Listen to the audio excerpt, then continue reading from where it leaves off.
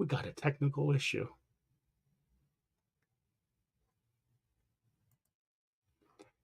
Welcome, everybody. Just 1 second. We got a technical issue. There we go.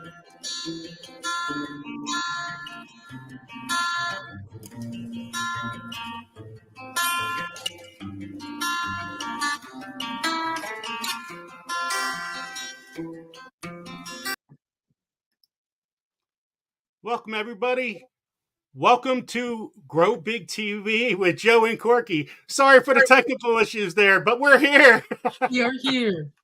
We are here. We are so super excited to start this show. We've been working on it since the summer.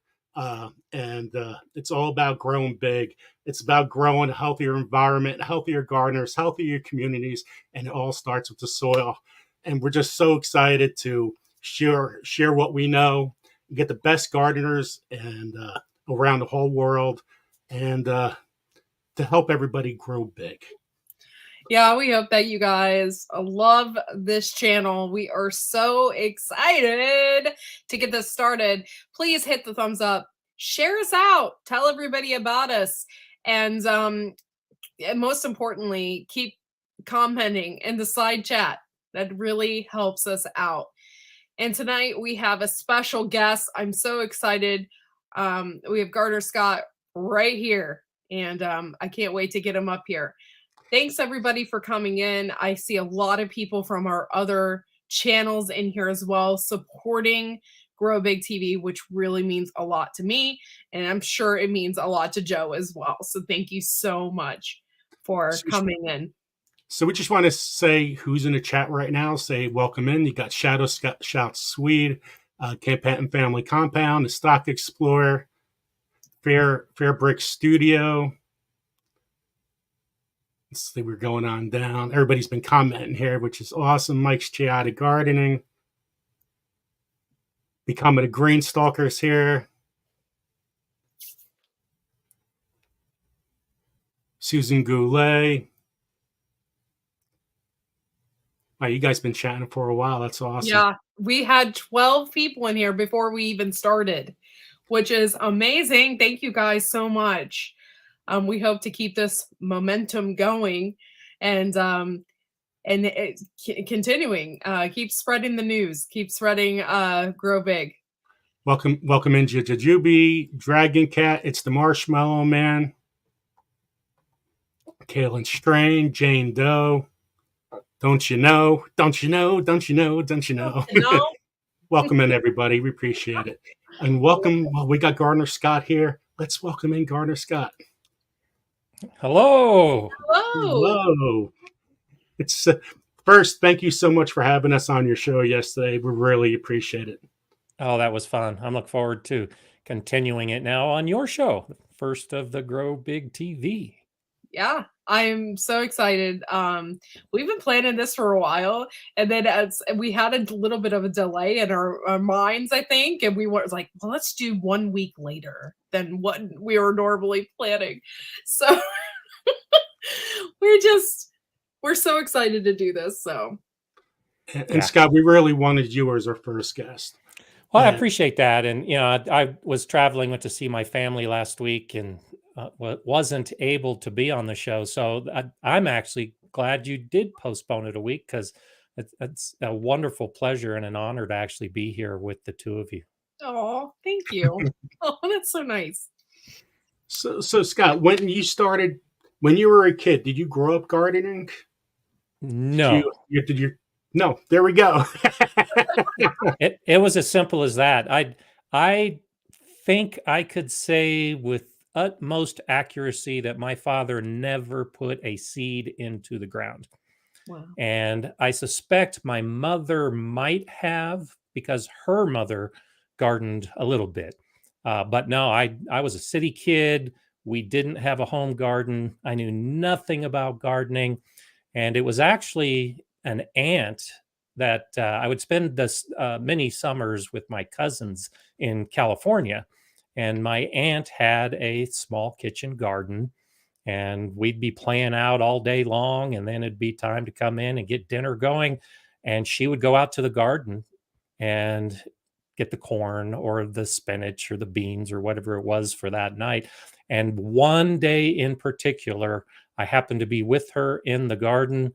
I think I was probably 12, and she wanted me to help harvest the tomatoes and gave me one and said, "Here, eat it."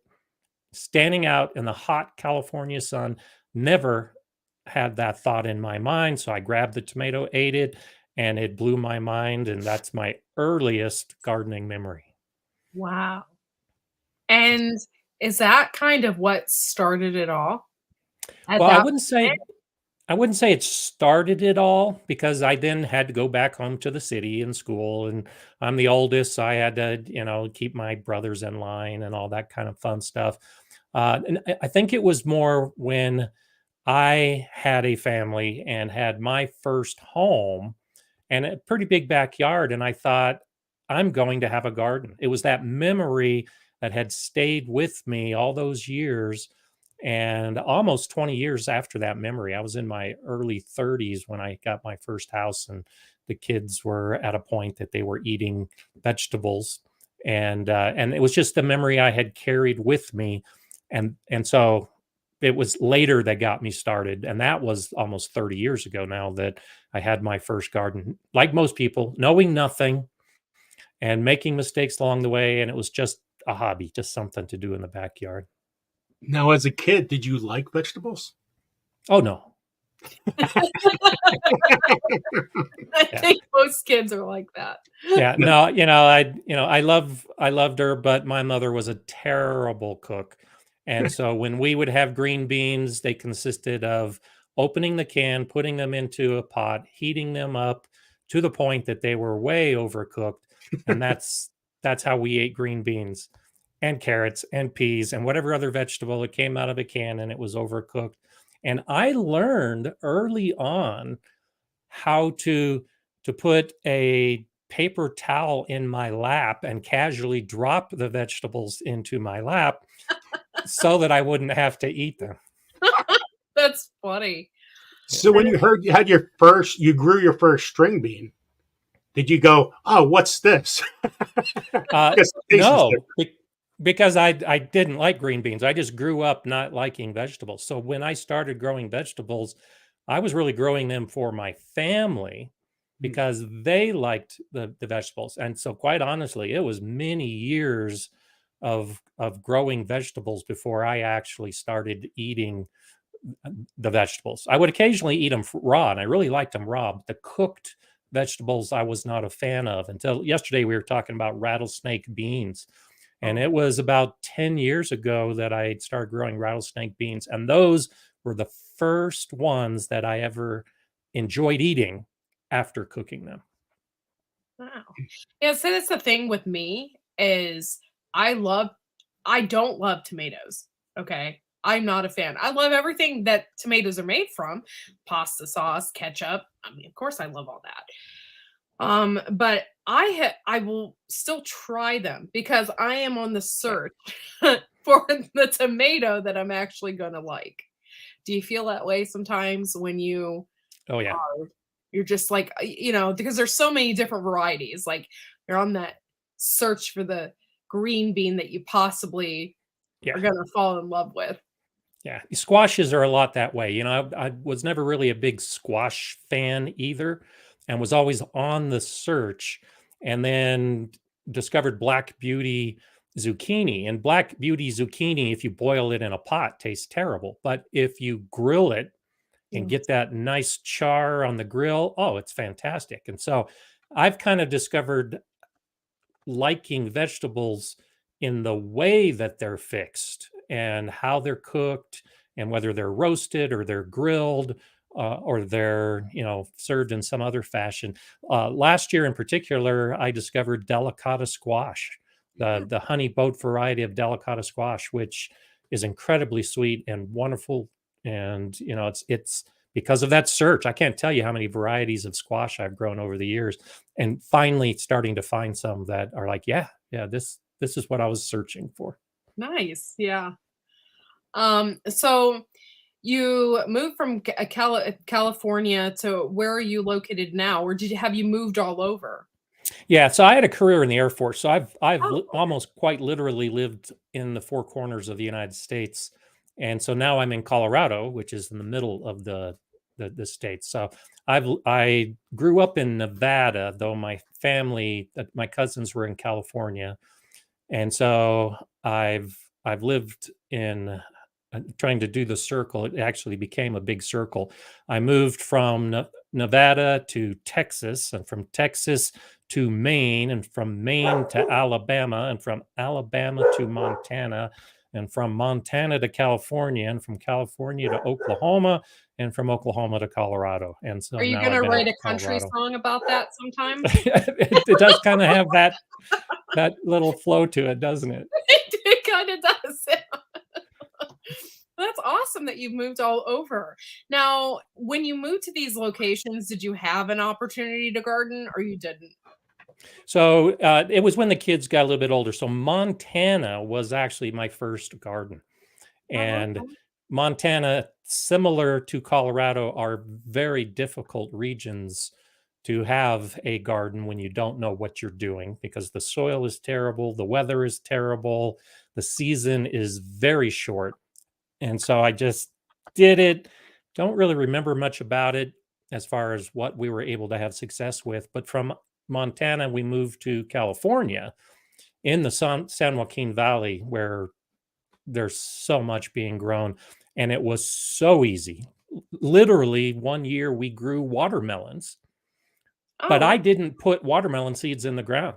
The year before, my kids were eating watermelon and spit out the seeds. And that's how easy it was to grow in that section of California because wow. where they spit the seeds, the next year watermelon plants were growing. I Wow. love that. I love that. That happened to us too when I Here, was a I kid. Yeah. love watermelon. This year, I thought I had a beautiful watermelon, and we only had two because it's my first year actually growing watermelon. I go and I flip it over. It's completely rotted and carved out on the Oh, inside. I was so mad because I wanted that so bad. yeah. That's happened to me more than once. And I think anyone that's tried to grow watermelon has probably had that happen. Yeah. How about cantaloupe? Have you And grown? so, similarly here in Colorado, I have tried growing cantaloupe, and in the first garden I had here 25 years ago, I had nice rows and sowed my seeds and grew my plants. And amongst the I think it was the corn one in one of the rows, this plant started growing and it looked like it was a vegetable garden plant. I had no idea what it was because I hadn't put the seed in, and it was a cantaloupe plant. And I figure that it came from there's Rocky Ford, Colorado is a place that grows amazing cantaloupe. So we always buy cantaloupe every year from the Ford farmers. And I was starting to compost, didn't know anything about hot composting. So I think the seeds from those cantaloupe were in the compost. I put the compost into that bed.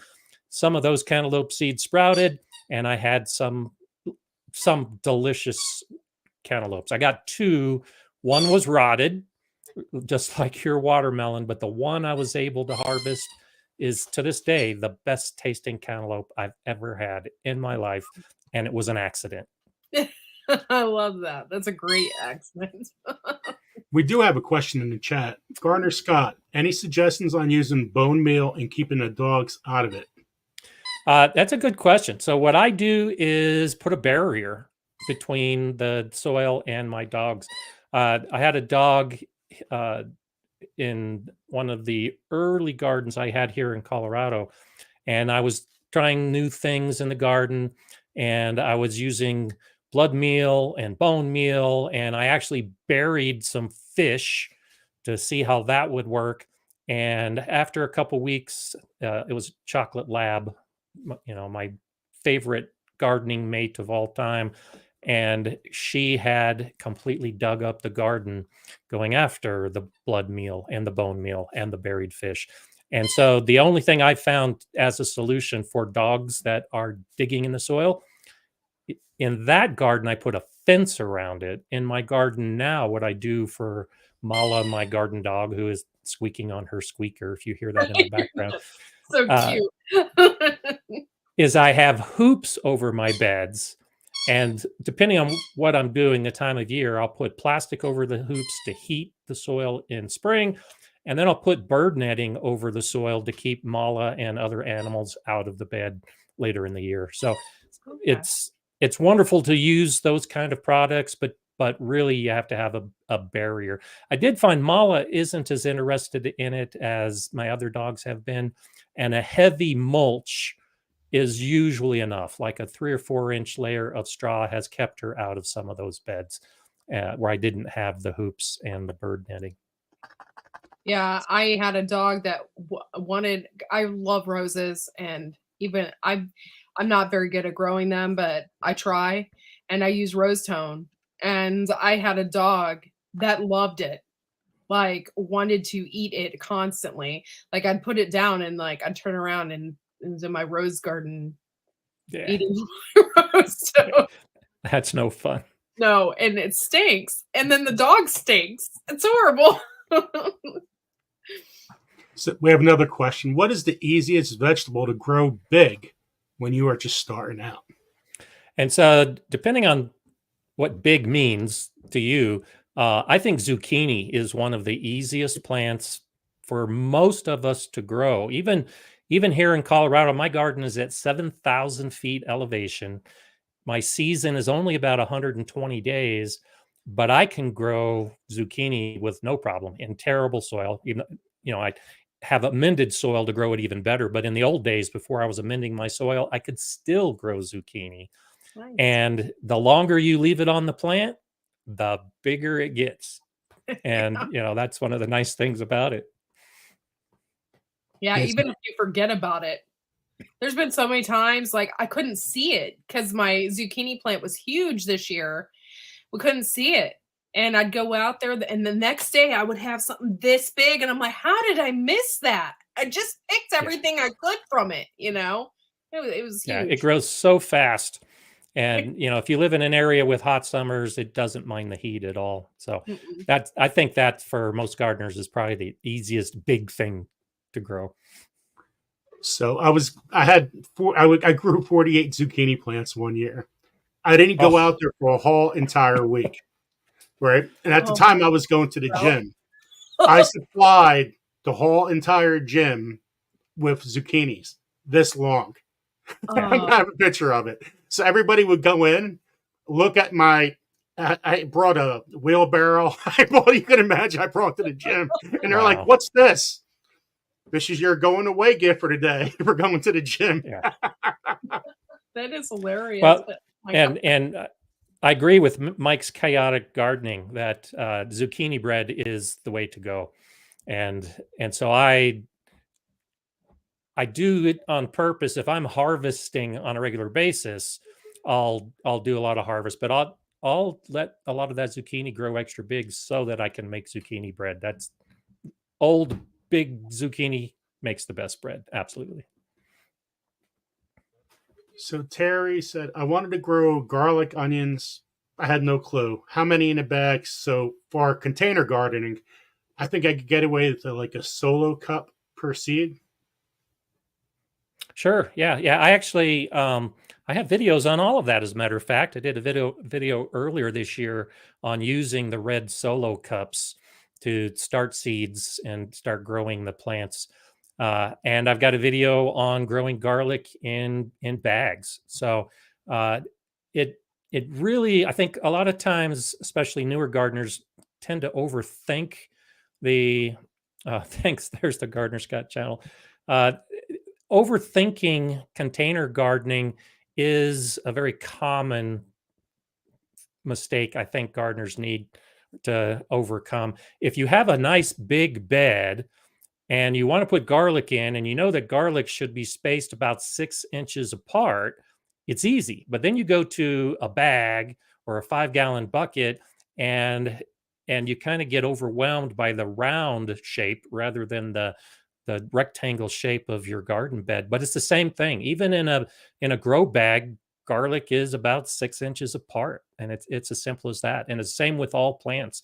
Whatever the normal spacing is, you keep that spacing in the bucket or the pot or the grow bag, and make it as simple and easy as you can. So, guys, if you go to Gardener Scott's channel and you click on playlists, this is where you can find all the information on it, all his guides, and it's everything. It's great. It's very organized. Well, Not like mine.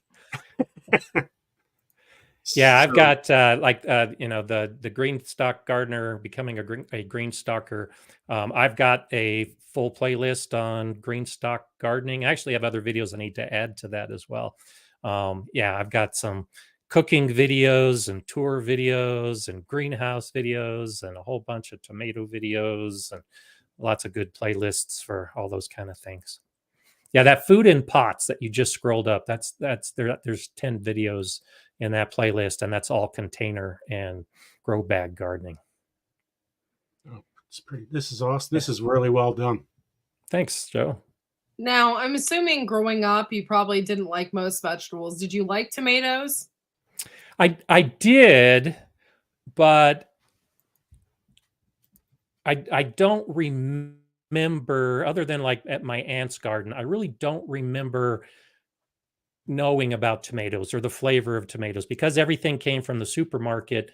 Any tomatoes we would have would just be the generic tasteless tomatoes that would go into a salad.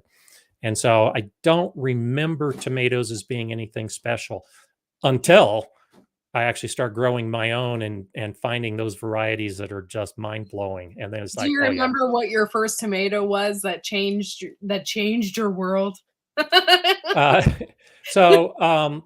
The black Krim I've been growing for a long time, and that's the one that really sticks in my mind as far as what I started growing. But it might have been Cherokee Purple. Cherokee Purple is such a famous, good tasting tomato, and I had read a tomato book, and that may be the first one that I tasted, and it was like, wow, this is really good. But it didn't grow as well. So I kept the search on, and that's when I discovered black Krim. That's my current favorite, is the black Krim. But I also do a lot of cherry tomatoes. Cherry tomatoes do great here in Colorado. And so the Sun Gold and the Sun Sugar, and those are both hybrid varieties. And so I like to grow the heirlooms that I can save the seeds from. Yeah. And so my favorite heirloom now is black cherry. And I had buckets and buckets of black cherries from just a couple plants this year. So that was awesome. Kaylin has a question. Could you see it, Gardener Scott? Yeah. So for like decks facing north, and anytime you grow herbs and greens or root veggies, look for the variety and the day length, and that can help. So the reason I say that is because a lot of those greens that we're growing will grow in early spring when it's still cold and very little sun. And those are the kind of plants that you can grow in north facing areas, even in the middle of the summertime. Because if you're growing peas, if you're growing lettuce, if you're growing spinach, if you're growing those kind of plants, they don't take a long time to grow, and they don't need a lot of heat, and they don't need a lot of sun. And so when you look at the root vegetables, it's the same thing. If it's a really short day turnip or carrot or any type of root vegetable that doesn't take 120 days to grow, then you can often get by with a shady and northern spot to grow some of those, like in a pot on a deck. Okay. So Juliana says, 1 second, I messed up there. Garden, it totally wiped out your whole face when I put it up. That's okay. Yeah, I saw it, but I didn't see what it said. There we go. The purple garden. Yeah, in fact, I mentioned that to you too on my show yesterday. And so what I did last year was I planted a purple garden with my granddaughters. So I planned it, I got the seeds, and they actually put the seeds in the ground. And we had purple carrots and purple beans and purple potatoes and purple kohlrabi Oh wow. and purple peas even. And so in the same bed we grew nothing but those purple plants. And of course I made a video about it, and that's probably what she's referring to, I because love uh, kohlrabi. it Mm. was That's really fantastic. And every good. time the girls would come over, they would tend to it, and they love eating everything right off the plants. And so I don't think any of the peas or the or the beans, purple beans, ever made it into the house because they just ate them every time they went. But especially the carrots, they loved harvesting the carrots. And I gave them each a little trowel, and they dug in and pulled out the carrots, Yum. and that was a wonderful time for them to be harvesting, not only sowing this purple garden and tending to it, but the harvest of the purple garden was a lot of fun. Yeah, I And think kohlrabi is like the only thing like brassica that I grow that is successful. It is so good. that's a good reason to grow it. And the first time you grow it, you're just amazed by the size of it when it starts growing. You're like, should I pick it or should I let it keep growing? Should I pick it? So Yeah. one of the questions was, when do you pick kohlrabi? What is the correct size to pick kohlrabi? Well, and so there are different people use kohlrabi in different ways, but like beets and turnips and carrots, it often comes down to the size. How big of a root do you want? And so kohlrabi, you can actually let it grow really big and you can eat the tops, or you can harvest it when it's much smaller and more tender. Mm, And a lot of those root vegetables I like to harvest when they're younger and more tender, and yeah. slice them and eat them raw in salads along with. Mine never makes it Yeah, past raw. I eat kohlrabi raw. I mean, I've never cooked it. Ever. exactly. It never makes it that far. Yeah. So Gardner Scott, Jen from your page wrote this, and Well, yeah, thank you, Jen. Yeah, that's one reason why I've tried to set up my page, is because I'm reaching in the beginning of next year. I'll make my 500th video, and so my page is set up in such a way that you can do a search. Just go to all YouTube channels are that way, but I put the terms in my videos, so you can go to the Gardner Scott homepage and put in a search term on my channel, and it can take you to a video probably that you're looking for, because I've got hundreds of topics about gardening. Thank you, Jane Doe. She went ahead and shared Gardner Scott's channel, you guys. Yeah, thanks, Joe. so growing up, what was your favorite hobbies? And so I didn't have a lot of hobbies as a kid. I have, the two younger brothers that I mentioned. And so we rode bikes and we played football and we played basketball, and we lived in Reno, Nevada. In the winter time, we didn't have money growing up. So we would take a tuna can and our Sunday go to meet and best shoes. And when it would be snowy and icy, we'd go out and play hockey in our slick shoes with a tuna can, and our sticks were the branches we tore off trees. And so my hobby was just trying to play and have fun without spending any money, because we never had any money. And so, that's funny you asked that, because I'm still in the search of hobbies, because I never really grew up with a hobby. And so I'm dallying with wood carving now and making little figures that I carve. But I wouldn't even classify gardening as a hobby anymore. Yeah. One of the reasons I started gardening was in a search of a hobby, something to keep myself busy, and I discovered I liked it, and now it's a passion. It's gone well beyond the hobby stage. Sorry, Joe. Oh, thank you for the mods for posting links. I appreciate that. We're not having on our channel, we're not having tons of mods or anything. We're just trying to limit it as much as possible. And so that's all. I just wanted to say thank you guys for helping out. Yes. So did you played hockey? Did you play sports? No, I played tuna can hockey with That's a it. tree branch. Hey, that's okay. Now, I did do some little league, and when I was in high school, I played tennis. I was on the tennis team, but not because I was a good tennis player. I didn't know enough about the sports growing up that I thought, oh, I want to learn how to play tennis, so I'll join the high school tennis team to learn.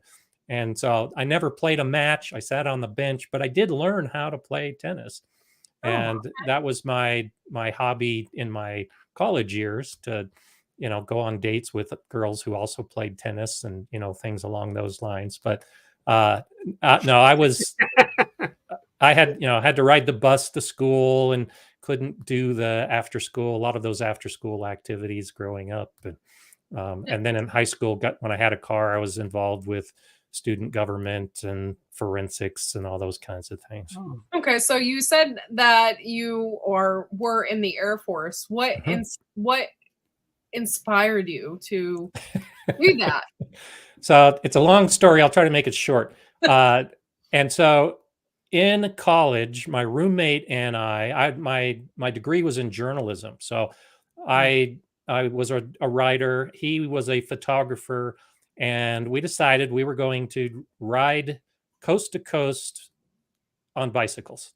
And I was going to write about it, kind of a Jack Kerouac experience as in our early 20s. He was going to film it, and I sold my car, I sold all my possessions, and quit my job, and almost literally for a year rode the bike everywhere. On my last day riding my bike to work, I crashed, broke my collarbone, couldn't go on the trip. And when I'm recuperating, I get a letter from the government. Dear college graduate, the U.S. Air Force is looking for pilots. So you did that instead. So I did that. Wow. Yeah.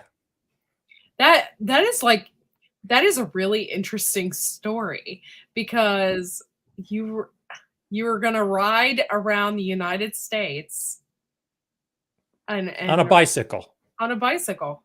Yeah, So sleeping in fields. Done that, but never wrote about it and had it videoed and everything. So that was the aspiration.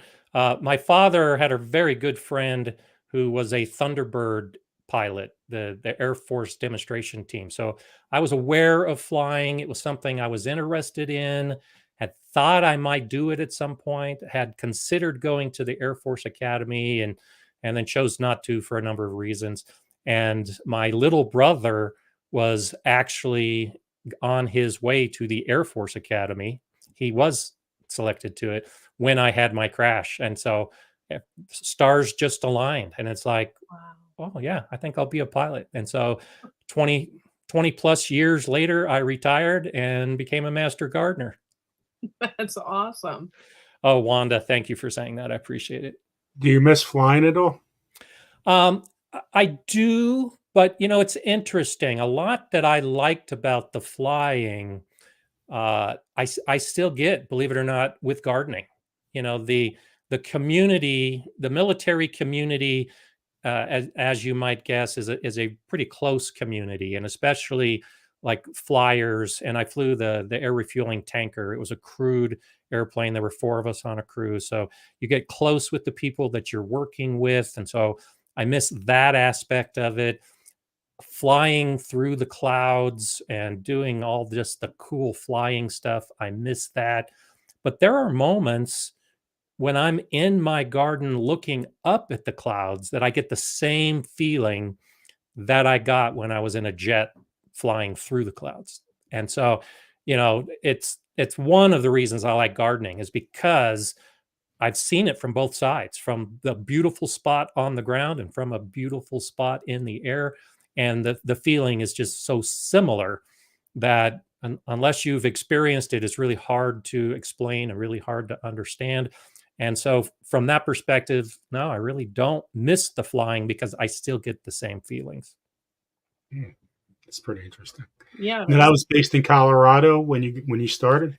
No, so I actually started. I went to pilot training in Texas, and then that trip around the United States that I gave you earlier, each of those was an Air Force base that I was stationed at. And so I finished my career. I ran the flight operations at the Air Force Academy Airfield. And so my job was managing it all and flying all the different airplanes and working with the cadets and teaching the cadets how to fly, which is just fantastic that they would pay me to do that. And then I retired and stayed in Colorado. And so when did you start? What your first garden? What did you actually grow? And so I remember my first garden growing raspberries, but I think it was because the raspberries were already there. And so I added on to that small plot of raspberries and put in tomatoes. And I think I grew lettuce and carrots. But beyond that, it was just a small plot. I really don't remember growing anything else but just those handful of plants. And that was in Montana. That was in Montana. Okay, Courtney. So what is the hardest thing to grow in Montana? Because what is the weather like there? It's hot. Is it sandy, or what is it like there? And so it was in Great Falls, Montana, which is not next to the mountains. It's actually on the Great Plains of the United States, but it's close enough to the Rocky Mountains that it gets the same effect. It is, I think, 5 hours, if I remember right, from the Canadian border, and the elevation was about 3,500 feet. So with the mountains on the west of Great Falls, Montana, it was always windy. And being so close to Canada, all of those Arctic fronts that you see rolling through the United States, that's where they hit. They always come down through Montana and North Dakota and South Dakota in that area. And so I can remember driving in the middle of nowhere in Montana, and there was a sign on the side of the road, and I saw it and stopped and read it. And the sign said, on this spot, the greatest 24-hour temperature variation in the world happened. And the temperature, if I remember, went from something like 70 degrees Fahrenheit during the day, and 24 hours later, it was minus 40 degrees. Wow. Oh my. Yeah. That is a region that would be so challenging. Exactly. To grow anything. I mean, you can grow cold weather crops, but not -40. I mean, what do you? Well, and so the key is, and I didn't learn much of this until much, much later and living in Colorado, but the growing season was incredibly short. And so that, like anywhere, you have to match the plants to your season. And so you could still grow peppers and tomatoes and cucumbers and squash and everything else. It's just you had to be very selective. And I didn't know enough in those days to match the plants to my garden. So I didn't have a lot of success, but you can definitely grow there. And so, like in a new area, how would you start a new garden? I think this ties in perfectly with this question. You've got to learn your region. You've got to learn your climate. You've got to learn your weather. And I've said for years when I've been asked this question, like when I'm teaching a class, wait, have patience, spend a year observing everything about your new house. Observe the weather patterns, observe the animals that are coming through your garden, observe what your kids do. I've had so many people tell me that they started a garden and they didn't know that that's where the deer walked every morning, that type of thing. Or their kids are out playing and they want to go to the backyard and climb the trees. Well, you need to have that path for your kids to get to the trees. That's not where you put your garden. And so there's so many factors in choosing location of garden, to include the sun. A lot of people will move into an area in the first part of the year, January, February, or March. They put their garden in, and then the trees get leaves on them, and the whole garden is shaded because the trees shade out the garden once they have leaves on them. And those are the kind of things you have to see. You can try to anticipate what the shade is going to look like and how much sun you're going to get and what kind of pests you're going to get and all of the other factors. But spend some time learning your own space, where your garden is going to be before you put a bed in. Now, I'm not saying don't start gardening, because at this house that I live at now, I gardened right away in 5-gallon buckets and grow bags, but I didn't put my formal garden, my vegetable garden with the raised beds in place until many months later after I'd been observing. That's really Curtis, I have a question here, but I also want to add to it. Do you get your soil tested? Absolutely. But it's not a requirement. So I gardened for 20 years before I got my first soil test. yeah. And made a lot of mistakes. And I knew that you're supposed to amend the soil. And so I would just amend the soil. And then after a while, the plants would do okay. Now I get soil tests done, so I know my baseline from what I'm working with. And I know here in my part of Colorado, even though it's a sandy loam soil, the nitrogen levels are terrible. The phosphorus levels are terrible. The potassium levels are terrible. It's less than 1% organic matter in my soil. Yeah, Can't grow. I agree with you 100% on testing the soil, because we had a ton of soil brought in for our raised beds, but we couldn't afford what is called the super soil. The liquid, or the gold, they some of them say. Yeah. But we couldn't afford that. So I've got mediocre soil. I started growing in it and nothing would grow, or it was horrible. Like my peppers were losing leaves, and I mean, it was horrible. And I bought a kit from Walmart. I'm like, I'm testing the soil, see what's going on. So I tested it. There was nothing in it. Yeah. Nothing. Yeah. Yeah. It was horrible. So it's really important. Anyone can test their soil, but yeah, there was absolutely nothing. So I think it took us 3 years to get good soil out of that. But I think my husband loaded it with grass clippings. We just loaded, and then the next year I planted corn and sunflower seeds in there, and it sucked up a lot of the nitrogen, but it made some of the best soil I think we ever had 3 years later. So yeah. And that's the approach I took to answer Barb's question. I don't like to spend money gardening. I like to do everything I can with what nature gives me. And so I use a lot of grass clippings in my soil. I use a lot of crushed leaves. I have luckily sources nearby that have manure, including alpaca manure.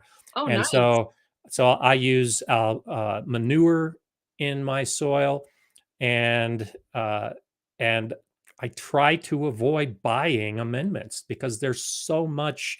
I make my own compost, of course, now. So I add my own compost, and I use straw mulch and grass clipping mulch and crushed leaf as a mulch. And then at the end of the season, I just turn all that into the soil, and that really helps amend it as well. And so for the testing, what I did, that Dusty Flats is asking, check with your extension office, your county extension office, because there are a number of extension offices that offer free soil testing through the university. That's not the case here in Colorado. You have to pay for it through extension to get to the university, but getting a professional laboratory analysis is the best way. And it might even be free if your extension service offers it. But yes, at the bare minimum, buy the $9.98 special at Walmart and at least get an idea of what you're working with in your soil. Well, with not all compost is created equal, because a lot of people True. do compost wrong. But how about manure? Like, you have different animals, right? Is it Yeah. what's better one manure than the other? And so chicken manure is among the best manure that you can get. And so if you've got a source of chicken manure, it's extremely high in nitrogen. I know, Corky, you've got the chicken manure that you use. It's great stuff. The horse manure and steer manure and cow manure and alpaca manure, those are all good. They do have different nutrient levels. Manure tends to be higher in nitrogen, which is why it's a nice thing to add to the compost. But the one thing I always tell people when they're thinking about using manures is know the source.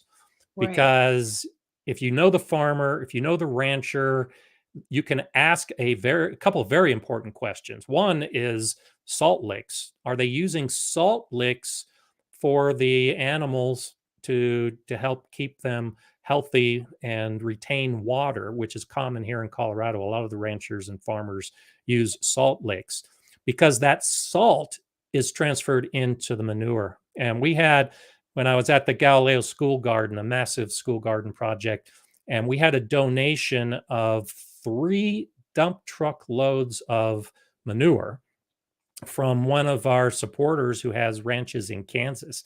And so he actually trucked 3 truckloads of manure from his ranch to our school garden, which was going to be fantastic. And it was so much manure that we just couldn't get to it. We hadn't built all of our beds yet. We weren't ready to amend the soil yet. So it sat over the course of the winter with our plan to use it the next spring. And when we went to use it after it had sat all winter long with the snow and the rain, there was a 3 to 4 inch solid layer of salt at the bottom of that manure pile. And so we were able to use it because the salt had leached out. But that's a big issue with manures, is that if you don't know and your plants are dying when you're using the manure, it could be salt contamination. And also what they're feeding, because there can be the herbicides as well that also pass through the manure. Destroyed their garden because they got soil that had herbicide in it, and they couldn't do anything else. Yeah. Well, when you have manure, how long of a wait do you leave it on the side before you put it in the garden? Yeah, I recommend a year. Kind of like the patience in planning your garden. If you want to be serious about gardening, wait a year with just about everything you do. My straw that I use as a mulch in my beds, I let it sit. I buy it 1 year and I don't use it till the next year. The manures I put in a big pile and I wait a year before I use the manures. And so, yeah, like Camp Patton family was saying, Grazon is the standard herbicide that a lot of farmers are using. And the nice thing about the aminopyrrolid family of herbicides is they dissipate in time. The sun helps break it down. The rain helps break down those herbicides, and just they have a half-life, many of them between 3 months and 6 months. So if you let it sit for 12 months, the likelihood of contaminating your garden is virtually eliminated.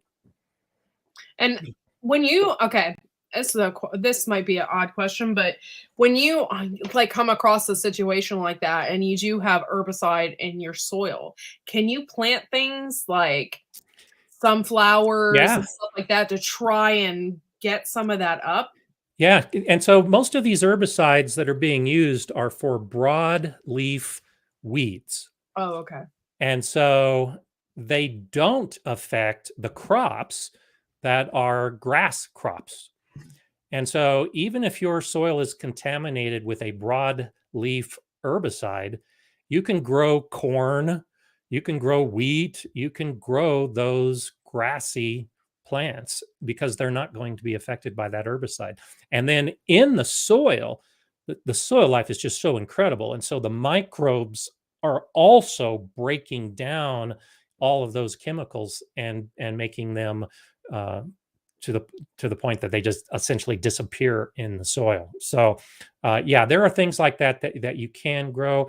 You just have to stay away from the leafy plants. And that's one way to test it. If you suspect that your soil is contaminated, try to grow spinach and lettuce, those broadleaf plants. And if you can't grow lettuce, then you've probably got contaminated with a broadleaf herbicide. And you can buy microbes and stuff. I've seen magazines. What is that ladybug that you sent me, Oh, Joe? What a company? What is that um, company? They sell like microbes and stuff for your soil. Is that something that you can do? Is it good to do that, or is it good to just get it naturally? And Yeah, I'm not a fan of buying a lot of those things. They work, and they work for the people selling them. But, your Ohio garden and Joe's New Jersey garden and my Colorado garden, we have different microbes in our soil. yeah, We were talking about Dr. Elaine Ingham and the Soil Food Web yesterday. If you take a tablespoon of your soil and look at it through a microscope, there will be thousands of species of microbes in a very small amount of soil. And all of the microbes that are in your garden soil are native to your region, and they will differ region to region. And so to buy something and then bring it into your soil, chances are within the first 24 hours, it's either not going to survive because your conditions are different, but it may very well be eaten by the soil life that you already have in your soil. So because okay. while it's trying to get established, all of the soil predators that are already established are chowing down and enjoying the new food that you brought to them. That yeah, makes complete sense because I was looking when you get those ladybugs, they send you like a little magazine and they tell you all the little things that that company sells. And I was curious about that. Yeah. I'm glad that I never did it because I might have just been wasting my money. Yeah, which because nature's good about. mycelia, there's a lot of that kind of stuff. The mycelia and even the nematodes. The There, nematodes, yeah, there all are that. so many of those soil life forms that I just it's hard enough for me to grow a plant at 7,000 feet elevation with terrible soil. And so the idea that some soil microbe is going to find the perfect conditions, I just think, at least for me, it's a waste of money. Now, how about like rabbit manure? Because that's supposed to be the fastest manure to use on a plant, the most beneficial. Have you ever used it? I haven't. Well, I had a very small. I did have a garden a number of years ago, and across the street they raised rabbits, and so for a brief period I used rabbit manure. Yeah, that's another, because they're eating alfalfa pellets primarily.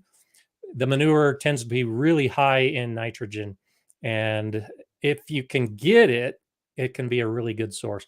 One of the problems is that if you've got one horse, it supplies a lot of manure. Yeah.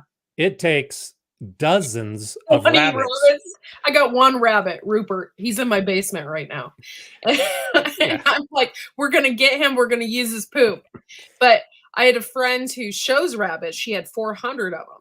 So we would just go and shovel it and Yeah. whatever. But one rabbit is not gonna do Yeah. it. We need to have a lot more than that. Exactly. Now, how about beneficial nematodes? Is that in the same thing? Well, and so all of that soil life. So the arthropods, the nematodes, the fungi, the bacteria, all of the stuff that grows in our soil, we already have it. There are native varieties in every soil in the world. And so I'm also hesitant. I don't want to become like whoever that guy was that brought kudzu to Florida and Georgia, and now they're overtaking the swamps.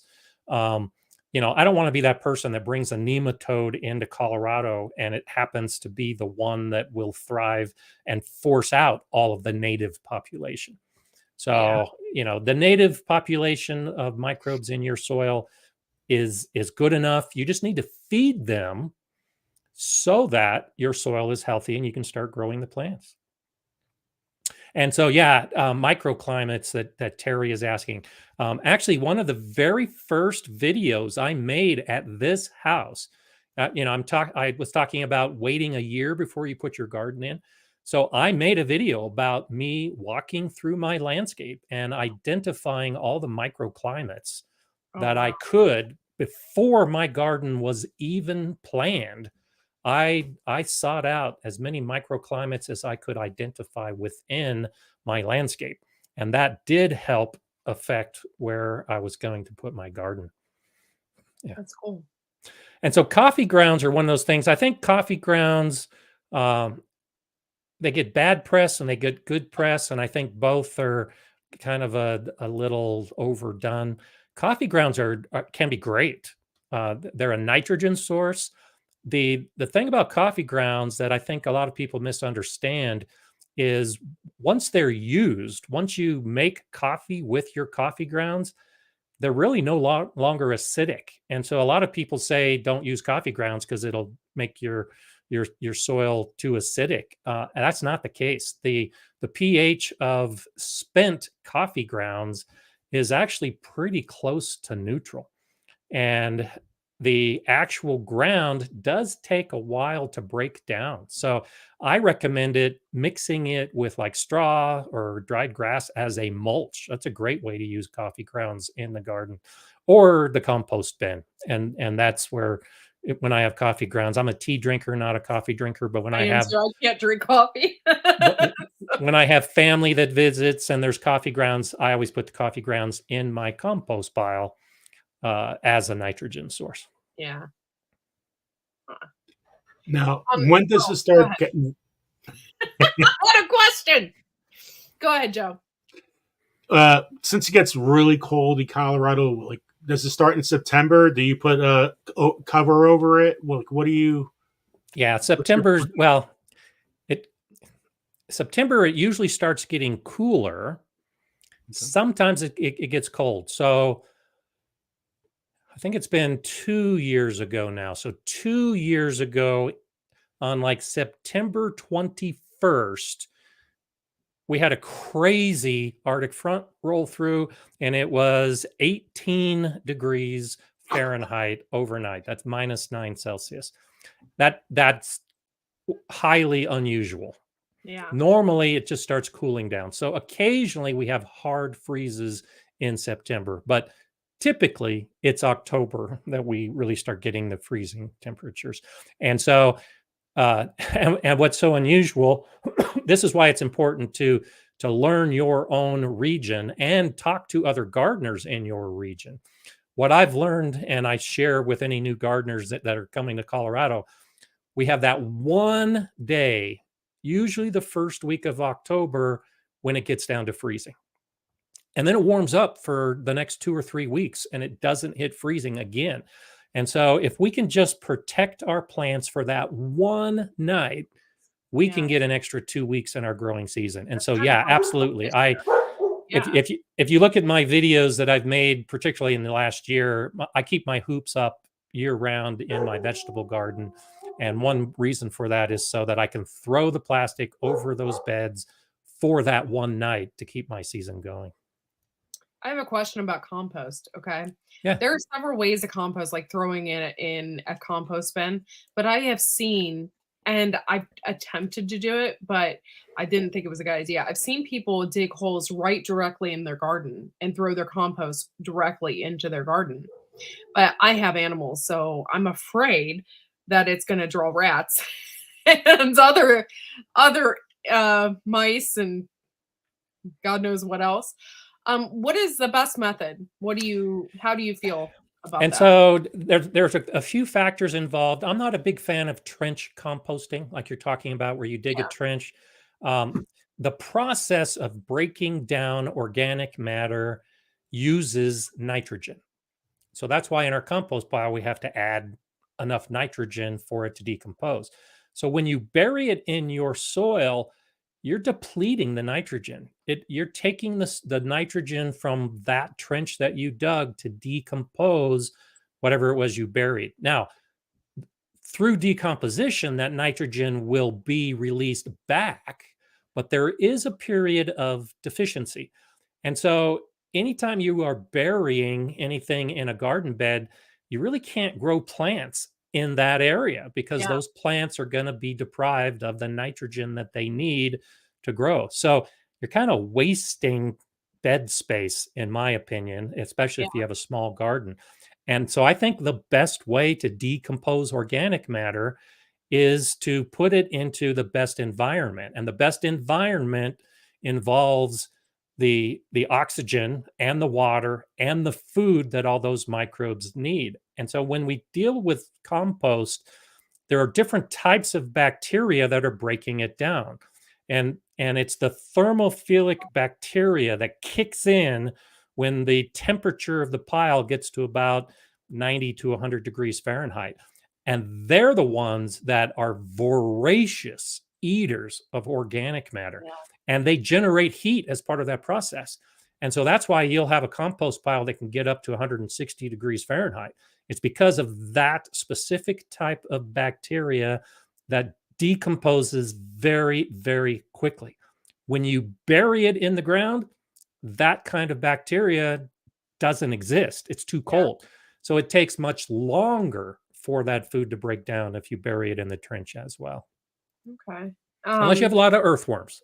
There, And then the average person out there, especially when it comes to composting, like, honestly, they probably don't know what they're doing. So, I mean, do you suggest checking the temperature of your compost? I've seen a lot of people do that. They check the temperature, make sure everything's, but the average person is not going to do that. They're just going to throw some stuff in a pile and hope that it does its thing. So, what do you suggest for like the average person that's not So gonna... for the average person, do a search of Gardner Scott lazy composting.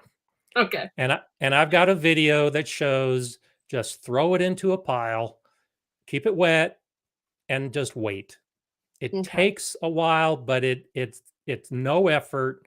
It will eventually turn into compost.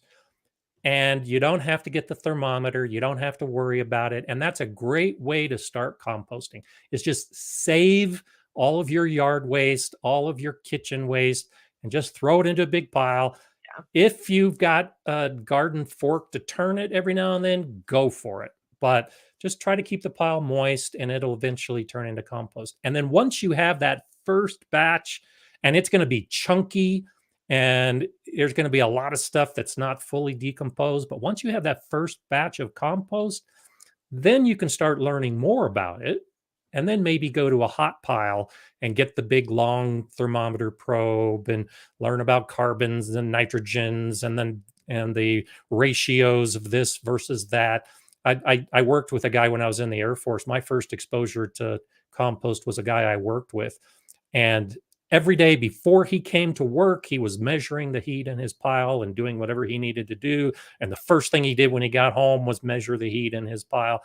That's just way too much work for me. I don't like to work that hard. That can really discourage a lot of gardeners because, or anybody that's trying to, just make a good soil. They're going to get discouraged. Man, why do I have to do this? Well, if you do that, you'll have a cubic yard of compost in 3 weeks. Yeah. If you do the lazy composting like I do, it's going to be 8 to 12 months to get a cubic yard of compost. So that's the key difference. If you want to go to that effort and get quick compost, then go for it. But I got too many other garden projects to worry about. That's what I was thinking. I'm like, I can't do that all the time. Yeah. Okay. Yeah. So Kaylin's saying that the compost is based on spent coffee grounds. Should I add hot water occasionally to boost the process?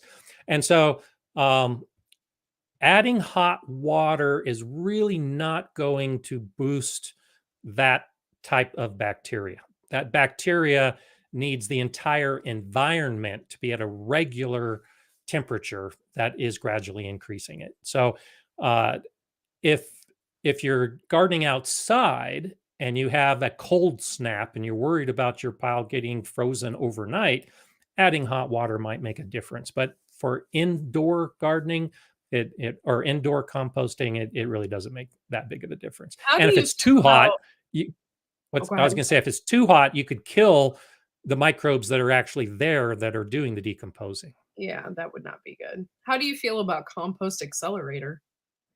Uh, you know, the compost accelerator is kind of like the nematodes and the fungi and everything you can buy online to help things out. Okay. The bacteria is there. If you feed the bacteria, your compost will do fine. And often, all the accelerator is a high nitrogen material, because most people's problem when they compost is they don't have enough nitrogen in the pile. And Yeah. so you get an accelerator, which is adding nitrogen to the pile. You could do the same thing by adding manure Grass or clippings coffee or grounds or something. alfalfa pellets. Yeah. Anything that's high in nitrogen is essentially a compost accelerator. Yeah, we did that to our bed one year, and we did ash from the fireplace as well, and our beds were smoking. Okay. It was cool at the time, but could have had a nifty fire right there. You do have to be careful about that.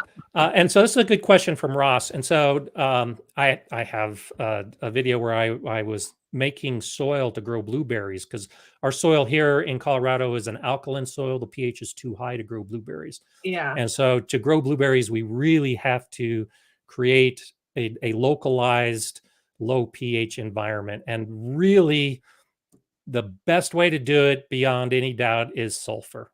If you add vinegar, it'll lower the pH for a couple hours, and then it's gone. And if you add coffee grounds that have not been used, that will lower the pH for a little bit, but once they're decomposed, the pH comes right back up.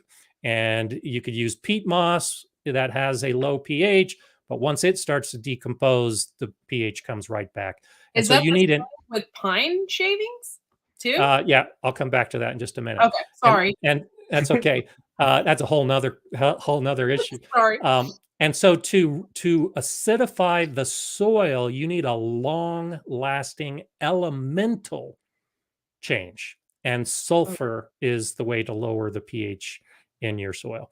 And you know, it's as simple as that. There are lots of quick fixes that really don't work, but you need to get at the elemental level to maintain that low pH if you want to grow the low pH plants. And so when we talk about pine shavings and pine needles, it's just like coffee grounds. Once they dry out, they're no longer acidic. Oh, that's good to know. I have my blueberries underneath my pine trees. They get the evening sun when the sun sets, and they get that, but my blueberry bushes are right underneath my pine trees, and I was curious about that because And now, does it just disappear then, or are they getting well, and so it's a great mulch. I use pine needle mulch around my strawberries. In particular, I use a lot of pine needle mulch in my fruit bush area as well, but not for the pH value, just because it takes a long time to break down, and it's a great mulch. So it's the green. If you do a pH test of the green needles, they are acidic, but they're not adding much to the soil changing it one way or another. So would I become be a mulch. safe enough? I have this massive pile of wood chips right now, and it's from a pine tree. Would I be safe to put that in Oh yeah. my food forest, for instance? Because Oh, I yeah. was worried about changing the pH. Oh no. So You know. so my mini orchard that's on its way to becoming a food forest has about 5 inches of wood chip mulch, and most of it is pine. Pines grow in this area, so Yeah. most of the chip that I got comes from a source that's primarily pine. And I've tested the soil again, and the pH has moderated. So one of the nice things about pH, if you're trying to raise it, if you have acidic soil, if you're trying to lower it because you have an alkaline soil, is that the soil microbes, once you have a big population of soil life it moderates the pH naturally. And so by having wood chip mulch or any type of organic mulch that will decompose and eventually work its way into the soil, those microbes will be the moderating factor and help you get to a neutral pH. That's great. And urine, yeah. And so Brian is one of my regular viewers, and he probably remembers or may have. I'm sure he knew it before he watched my video, but yeah, in one of my composting videos, I talk about using urine as a nitrogen source. Well, sulfur, if I put that on my blueberries on the soil underneath, will that like make them, what will it make them do? It really needs to be in the soil at the root level. So Okay. if you add it to the top, it doesn't migrate in the soil easily. So it would be best if you kind of scratched it through the surface and tried to add it around the plant as much as possible. But yeah, even a top dressing of sulfur over time will affect the pH of the soil. And so, yeah, absolutely. So, Wanda's question about maggots in compost, temperature is a big factor in composting. And so maggots are just fly larvae. And if you've got flies, you're probably going to have the maggots because the flies are going to land on that banana that you put in your compost pile, and they're going to lay eggs, and then the maggots are going to come. So perfectly normal. If you want to avoid that, then you create the hot pile. If your pile is 140 degrees Fahrenheit or higher, that fly is not landing on it to lay eggs. Nope. And any eggs that are laid are not turning into larvae. And that's the best way to get rid of those kind of pests in your compost, is just have a really hot pile with a really good nitrogen and carbon balance. My chickens love to go through the compost pile. And so Jujubee wondering about black locust composting the leaves. And David the Good says yes, but everything on Google says toxic, don't do it. And so I'm assuming if you're not a fan of Gardner Scott yet, because you're a fan of David the Good, you'll become a fan of Gardner Scott, because Gardner Scott agrees with David the Good. This is one of those things, and like David, and there are a whole bunch of us, and typically, the bigger channels like ours, people watch, realize that we're putting out good information, and then they, that's what enables us to grow. And so black walnut, black locust, eucalyptus, all of those trees that you're being told don't use the leaves. It's like the pine needles. If you do a test of those leaves while they're on the tree and they're still actively growing, it's a different chemical component than what you'll find once they start decomposing in the soil. And so with black walnut trees in particular, I mentioned this yesterday with the juglone, which is the chemical around the black walnut trees. And that is present in the leaves that are growing on the tree, but it's not present on the leaves after they fall off the tree and start drying and working their way into the soil. So I use oak leaves, I use walnut leaves, I use any leaves that I can get, because they're not going to adversely affect the soil in any way. How long does that chemical stay in the soils? Like, say, for instance, I had a black walnut tree and we cut it down. How long did those chemicals stay in the soil? Not long, and it's a localized effect. So it's the juglone is only going to be right there, right around the tree, and the microbial action in soil is just so incredible. They are eating and dividing and eating and dividing, and before you know it, you've got billions that are coming in that love juglone. That's the incredible thing about these microbes, is there's a microbe for everything. And so it doesn't stay in the soil long, like years, because there's microbes and fungi that are going to feed on those kind of chemicals, because they've just evolved in forests, because that's what's happening in those kind of forests. Oh, I don't want excuse me. Just want to say simply, Jan, thank you so much for sharing us out and did everything. She made a big thing yesterday about come to this channel today. So Oh, nice. simply, Jan, Nice. thank Thanks, you. Jane. So much. What was I going to say? How to grow big potatoes. Mm.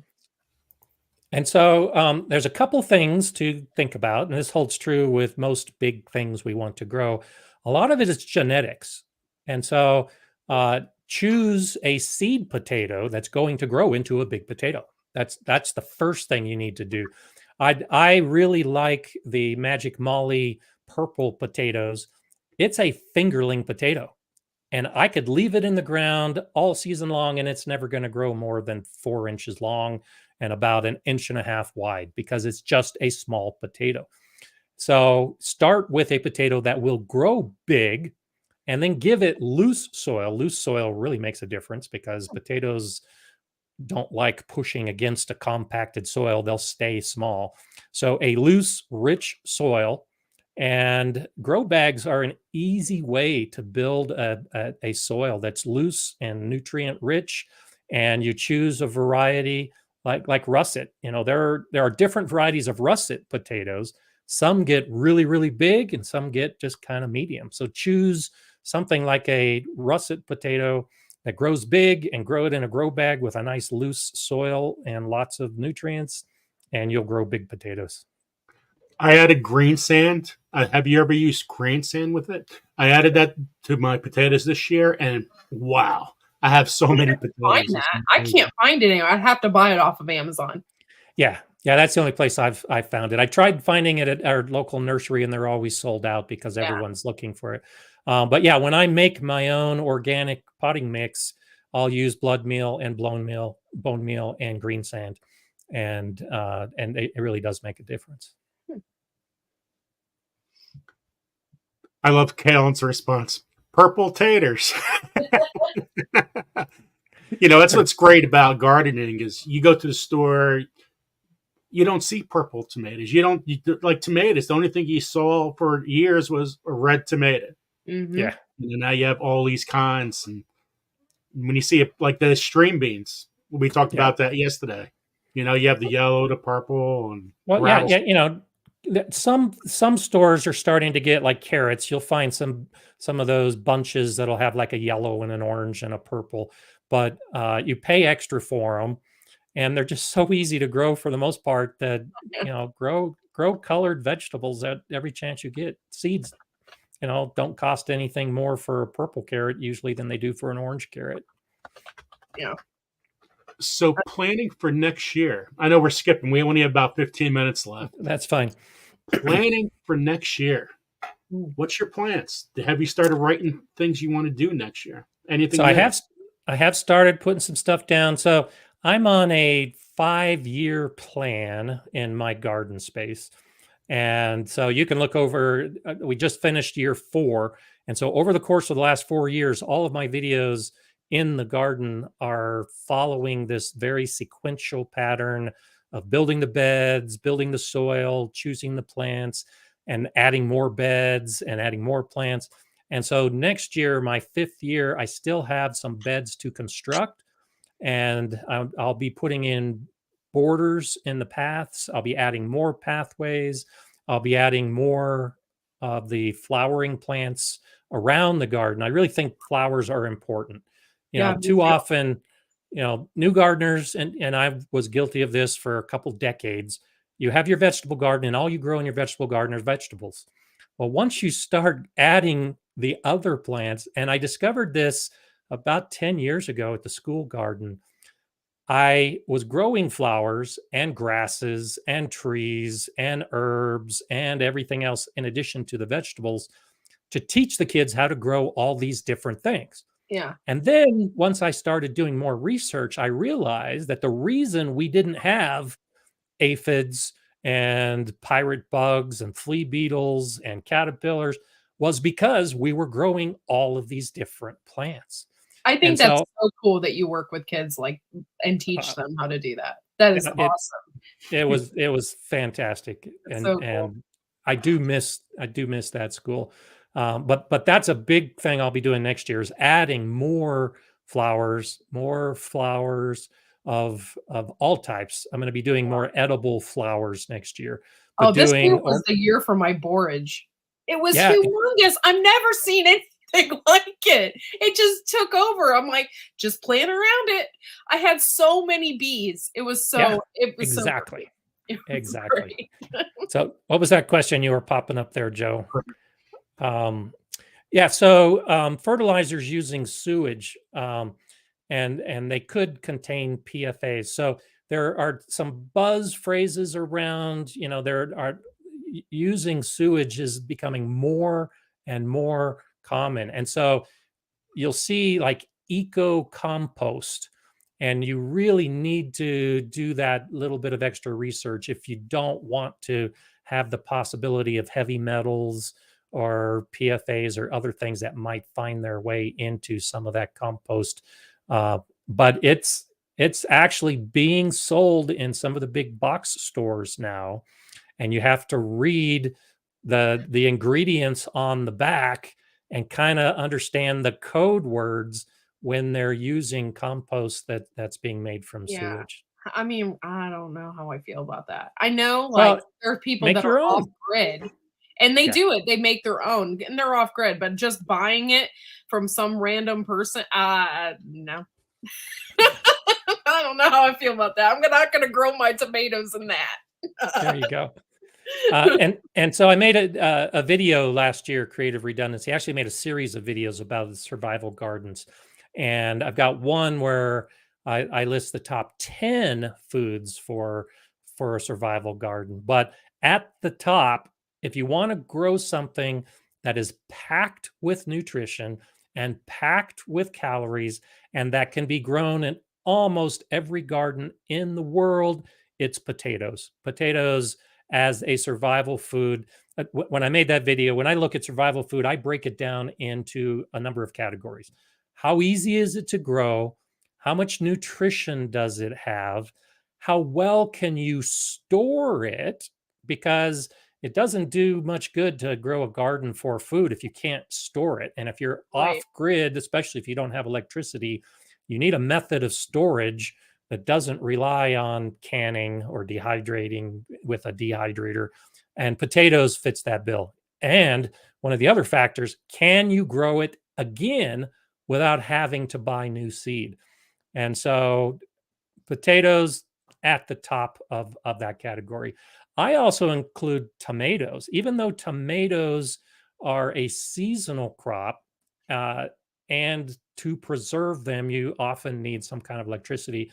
You can sun dry tomatoes. You can save the seeds and grow as many tomato plants as you want from a single tomato.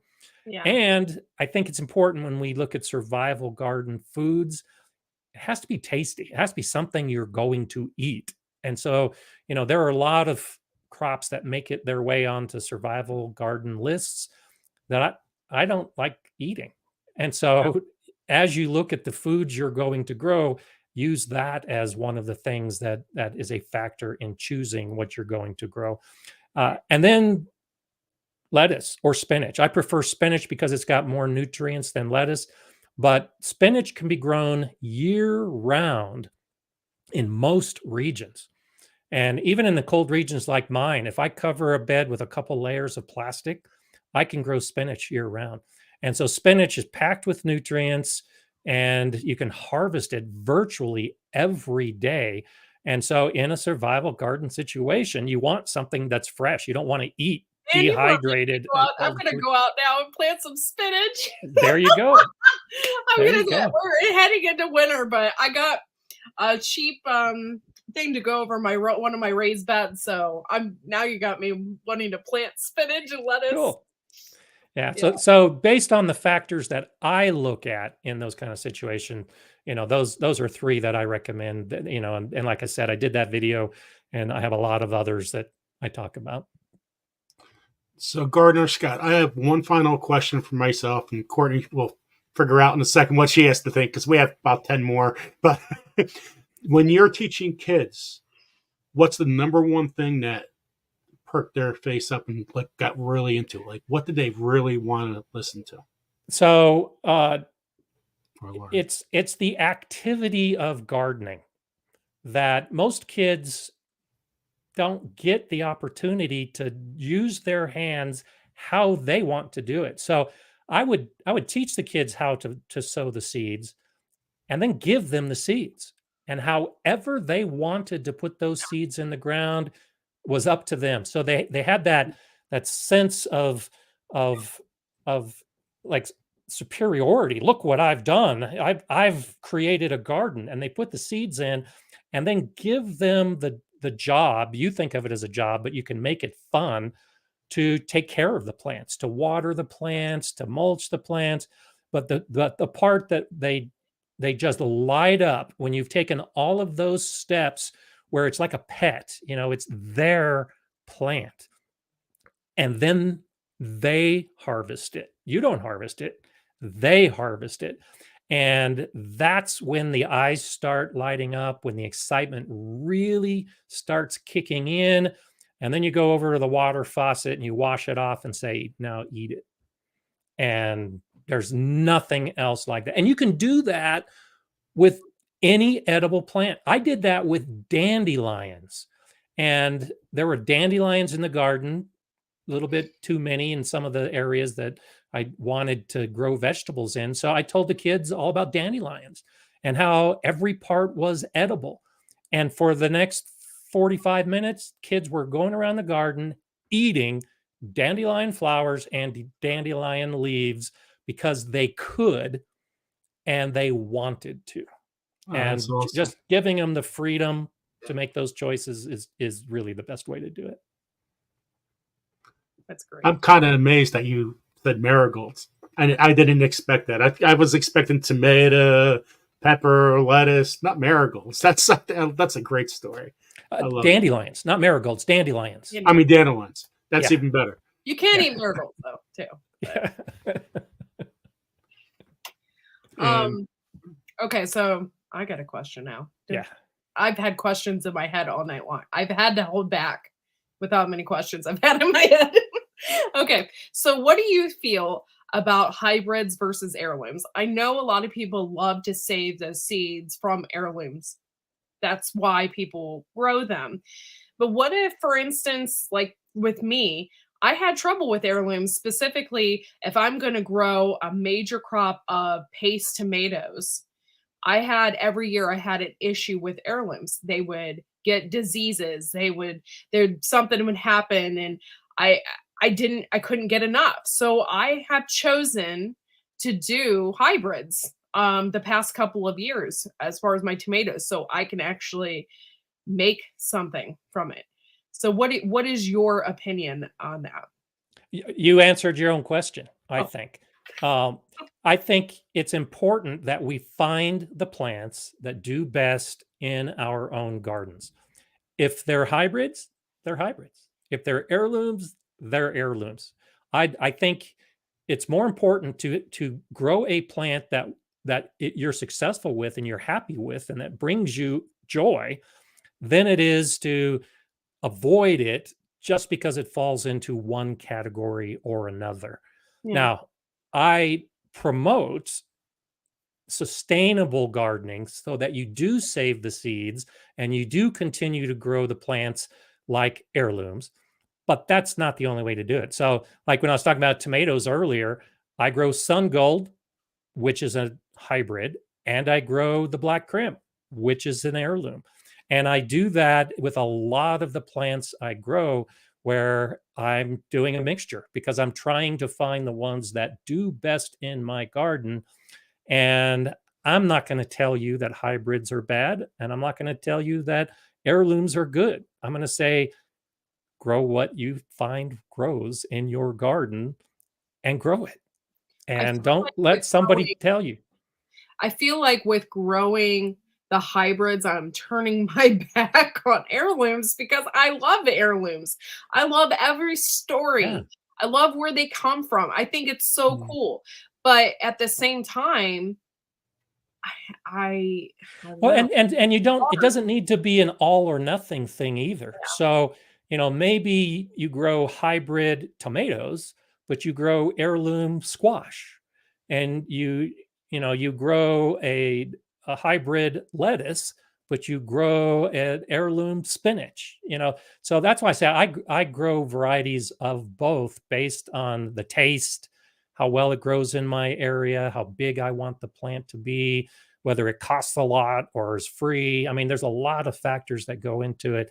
But yeah, it honestly, it annoys me when someone says you shouldn't be growing heirlooms, you should only be growing the other, or vice versa. There are people on both sides. And I say grow what you want to grow. Don't let anybody else tell you what you should or shouldn't grow. Experiment and have fun with it, and just find what makes you happy when you put it on your plate and you've answered your own question. Yeah. Well, thank you for that, because I was curious about your opinion on the hybrid versus heirloom. Now, if you really want to have fun with this, okay, so I did a video a few months ago on land race gardening.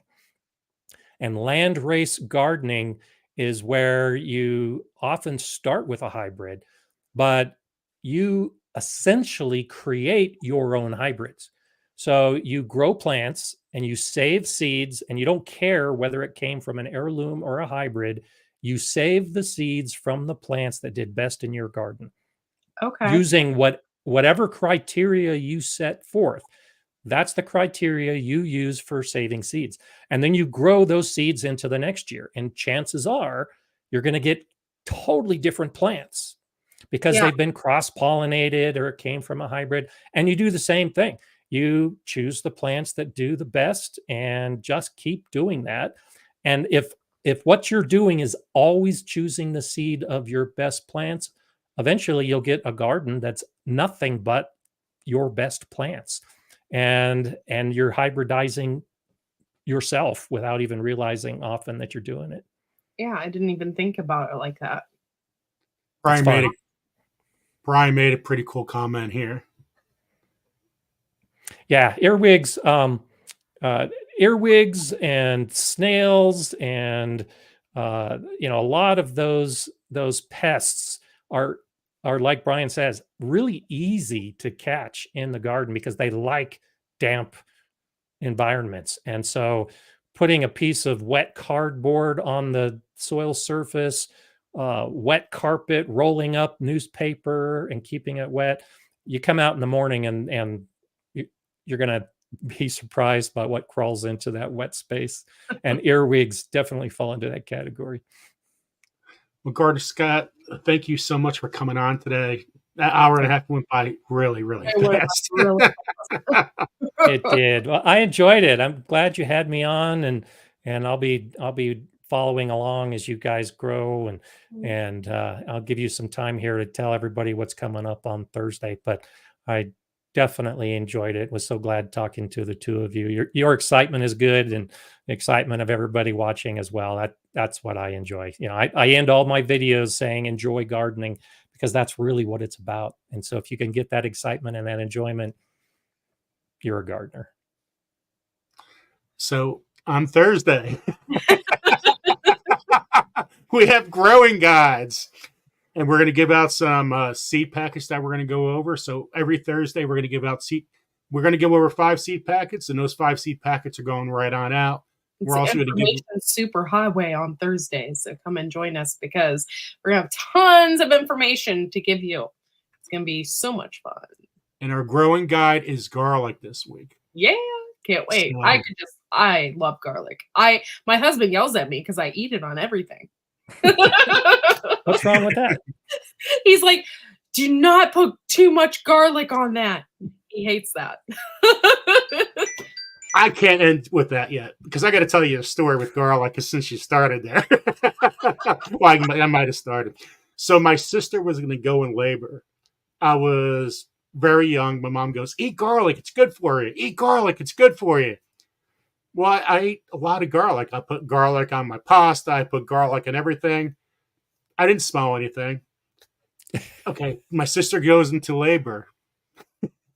I said, okay, I got to take a shower. I'm ready to go to the hospital.